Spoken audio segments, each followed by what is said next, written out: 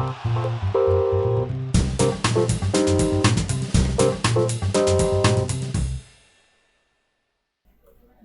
je reçois Marie-Claude Bacal-Lagarde, présidente fondatrice de l'ADAN. Bonjour. Bonjour Evelyne. Alors Marie-Claude, dis-nous, peux-tu nous parler de l'ADAN, de son histoire, de sa création? Oui, alors l'ADAN est une association que j'ai créée en 1988, le 6 juillet. Donc nous avons créé une association d'histoire locale, mais surtout à l'époque d'archéologie. Nous nous intéressions surtout aux bâtiments, aux techniques anciennes. Et petit à petit, eh bien, notre association s'est aussi intéressée à l'histoire locale plus récente. Nous avons réalisé il y a 2 ans une exposition sur la crèche il y a 80 ans.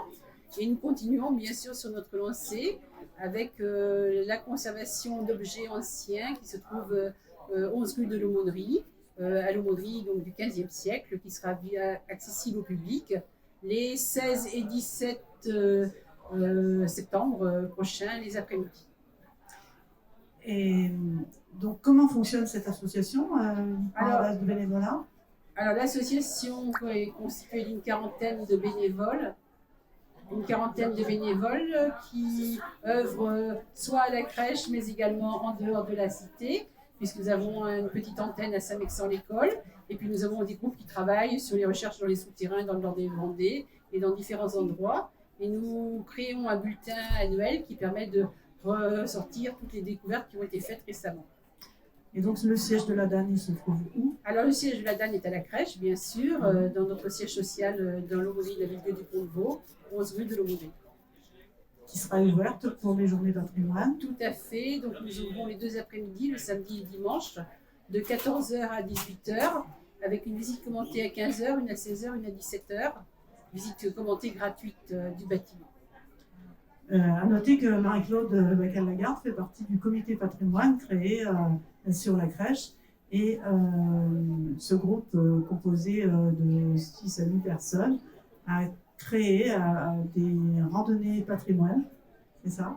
Tout à fait. Donc, nous avons participé à proposer des commentaires concernant certains bâtiments, certains lieux.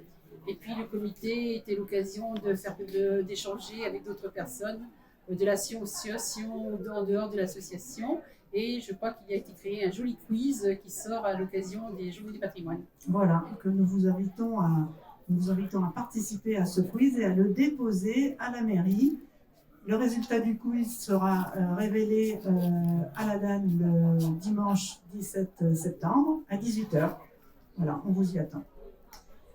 Et donc, quels sont vos projets pour l'année qui arrive, Marie-Claude? Alors, l'année qui commence bien d'ailleurs, nous avons commencé notre année avec des travaux que nous réalisons sur la crèche. Notamment, nous allons revoir nos collections. Nous avons reçu un don de textiles anciens que nous essayons d'inventorier. Nous avons présenté dans le stand ici 4 grands draps des cérémonies funéraires de la fin du 19e siècle. La mairie avait en même temps reçu une bannière de l'Orphéon de Breloux pour montrer que nous avions une richesse locale importante. Donc nous allons nous appuyer là-dessus. Nous continuons à faire l'inventaire des tissus et textiles anciens que nous avons dans nos cartons. Nous avons également reçu beaucoup d'outils anciens au cours de l'hiver qu'il va falloir inventorier. Et parallèlement, nous préparons pour une fête de la science pour octobre sur la dernière glaciation et avec des fossiles du Pléistocène supérieur qui sont présentés à l'ADAN. À noter aussi que tu as réalisé une exposition sur les vitraux de Notre-Dame-des-Neiges, la crèche. Oui, alors l'occasion des Journées européennes des patrimoines, ça a été aussi de faire un petit coup de pouce aux vitraux de Notre-Dame-des-Neiges, notamment aux ateliers Lobin de Tours et aux ateliers de Bordeaux de Monsieur Dagrand, qui sont des vitraux absolument à découvrir. Bien. Est-ce que quelque chose que vous voulez rajouter ça me semble pas mal. Ensuite, bien, venez nous voir, n'hésitez pas à venir poser des questions. Et éventuellement, si vous avez des témoignages ou des choses que vous aimeriez nous passer comme information concernant l'histoire locale, nous sommes preneurs. Et concernant les dons, si on peut revenir un petit peu sur les dons, quel type de dons vous avez? Alors, nous acceptons tous les objets jusque dans les années 60. Ça peut être des vêtements, ça peut être des objets du quotidien, quelquefois des objets que l'on ne souhaite pas mettre en déchetterie et à qui on aimerait bien céder à quelqu'un d'autre qui en prendra soin. Voilà, donc on accepte toutes sortes d'objets.